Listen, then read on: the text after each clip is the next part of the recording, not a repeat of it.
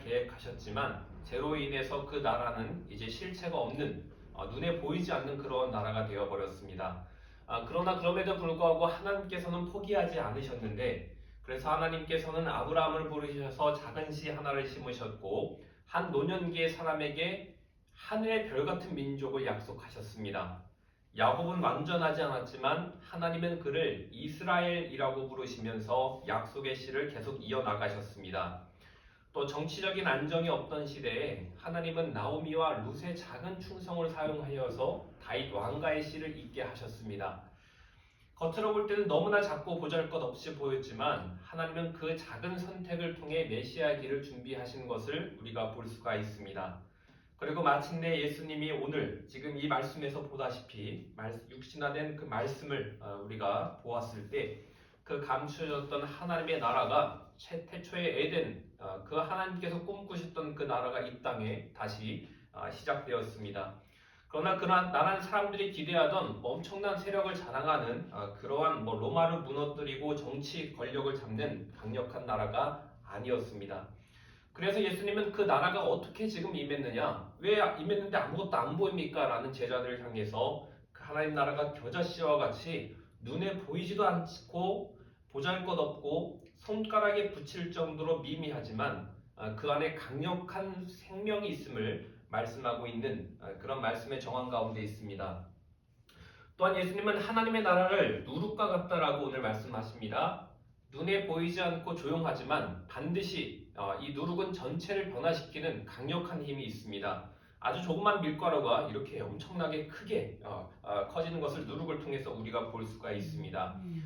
그래서 실제로 예수님은 12제자라는 매우 작은 시작으로 그 시작을 시작하셨습니다. 이들은 배운 것도 없고 힘도 없고 특별해 보이지도 않았습니다. 그러나 그 작은 공동체가 전 세계 교회의 씨앗이 된 것을 우리가 볼 수가 있습니다.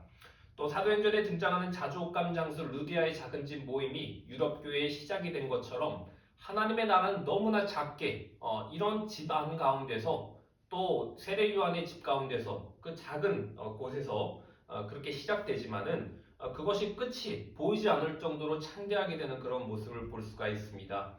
그러므로 하나님의 나라는 결코 화려하게 등장하지 않습니다.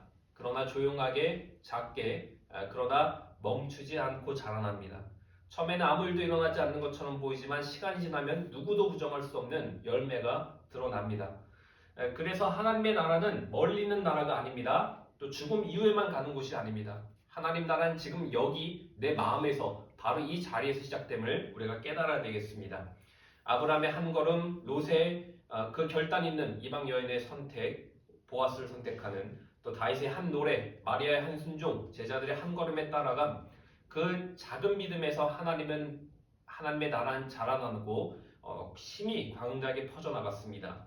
그래서 우리의 삶도 그렇습니다. 작은 믿음 하나, 작은 순종 하나, 작은 사랑 하나가 사실 저희 가정도 다 세우고 그 작은 믿음, 어머니, 아버지 또 선조 때 그 작은 믿음 보이지 않는 그때는 아무것도 아닌 것처럼 보였던 것이 바로 이 집안을 세우듯이 우리의 삶 역시도 우리의 작은 믿음 하나와 순종 하나와 작은 사랑 하나와 작은 친절 하나가 하나님 나라를 보이지 않게끔 그렇게 창대하게 만든다라는 겁니다.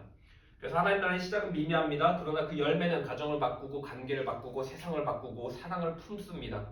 겨자씨는 나무가 되고 누룩은 반죽 전체를 변화시켜서 하나님 나라는 결국 보이는 현실이 되게 되어 있습니다. 그래서 이제 마무리를 하면 예수께서 이르시되 하나님의 나라가 무엇과 같을까? 내가 무엇으로 비교할까라고 18절 말씀에서 예수님 말씀하십니다. 다시 한번 예수께서 이르시되 하나님의 나라가 무엇과 같을까? 내가 무엇으로 비교할까라고 예수님이 말씀하십니다.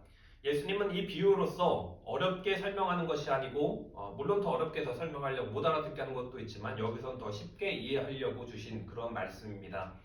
그래서 하나님의 나라는 눈에 보이지 않지만 실제로 존재하는 나라이며 이 눈으로 볼 수 없지만 비록 비유로는 알 수 있다. 즉 실제로는 존재한다는 겁니다. 그러니까 하나님 나라가 없는 것처럼 보이지만 지금 우리 눈에도 그냥 인간적인 것만 보이지만은 하나님 나라가 지금 여기에도 실제로 존재한다는 겁니다. 그래서 그 하나님 나라는 단순히 죽은 뒤가 아니고 지금 여기에서 화려한 예배당이 아니는 작은 이런 모임에서 작은 이 하나님의 형상끼리의 모임, 두세 사람이 모인 곳에서 시작된다라는 것을 말해주고 있습니다. 그래서 우리는 어렵게 말하면 말할수록 또 어렵게 이해하면 이해할수록 더 거룩하다고 생각하지만 하나님의 나라는 아주 쉬운 비유로 또 우리는 하나님 나라 아주 멀리 있다라고 생각하지만 예수님은 아주 가까운 비유를 통해서 일상적인 비유를 통해서 말씀하십니다.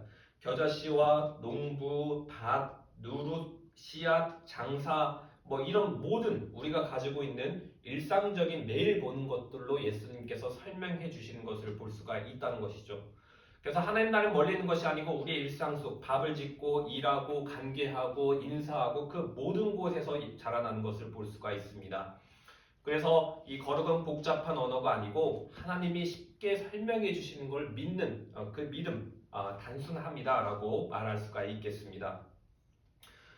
그래서 하나님의 나라는 가까운 일상 속에서 시작된다는 것이며 두 번째로 13장 19절에 보면 겨자씨 한 알 같으니 자라 나무가 되어 새들이 깃들였다고 말씀하십니다. 다시 한번 예수님은 하나님의 나라를 겨자씨 한 알에 비유하셨습니다. 보이지도 않을 만큼 작지만 이게 자라나면 새들이 깃드는 나무가 된다는 겁니다. 그냥 이거는 성장하는 나무 스토리가 아니고 다니엘서에 나오는 그 돌, 사람의 손으로 뜨지 않은 그 돌이 어디선가 갑자기 홀연히 나타나서 금과 은과 철로 된 제국의 신상을 부서뜨리고 태산이 되어서 온 땅에 가득했다라고 했습니다. 그래서 그 돌은 사람이 세운 권력이 아니고 사람이 세운 제도가 아니고 하나님의 나라를 상징하는 그 돌입니다. 그래서 눈에 띄지 않기 시작하지만 너무나 작은 힘이지만 시간이 지나면 모든 제국을 뒤덮고 그 제국 위에 우뚝 서는 나라, 그것이 바로 겨자씨 나라이라는 겁니다.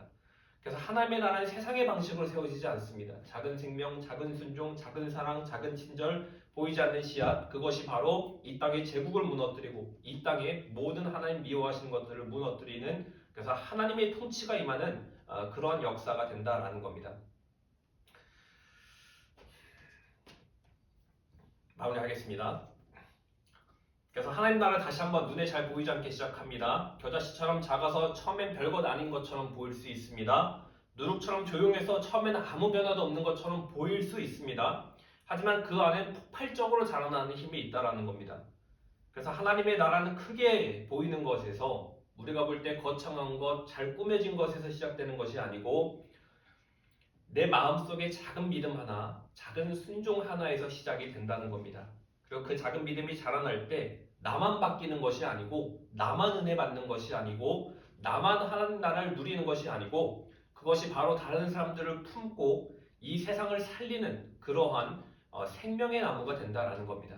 그래서 그 작은 순종을 통해서 가정이 바뀌고 관계가 바뀌고 결국 세상이 변화됩니다. 그래서 오늘 하나님 나라는 멀리 있지 않고 죽은 후에만 가는 나라가 아니라 지금 여기 내 마음속에서 시작됨을 우리가 볼 수 있습니다. 그래서 우리가 예수님의 사역 속에서 하나님께서 우리를 어떤 사람으로 부르고 계신가, 단순히 우리가 일을 하는 사람이 아니고 이 정체성을 가진 하나님의 나라를 통치를 선포하고 이미 이루어진 그 하나님 나라를 선포하고 외치고 확립시키고 사람들 안에 상기시키고 그 열매를 맺어내는 그 사명자로서 역할을 감당할 수 있어야 되겠다라는 것입니다.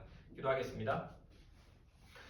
사랑이 많으신 하나님 아버지, 오늘 이렇게 겨자씨와 또 누룩 비유를 통해서 하나님 나라를 설명하신 것을 저희가 보았습니다. 아버지, 저희 기쁨의 교회 시작된 지 만 3년이 넘었고 또 여러 가지 아버지 고비와 어려움 가운데에도 저희가 예배를 계속해서 이어나가고 있고 또 최근에는 이렇게 저희 같이 작게나마 모여서 이렇게 매일같이 예배 드릴 수 있게 하심을 감사합니다.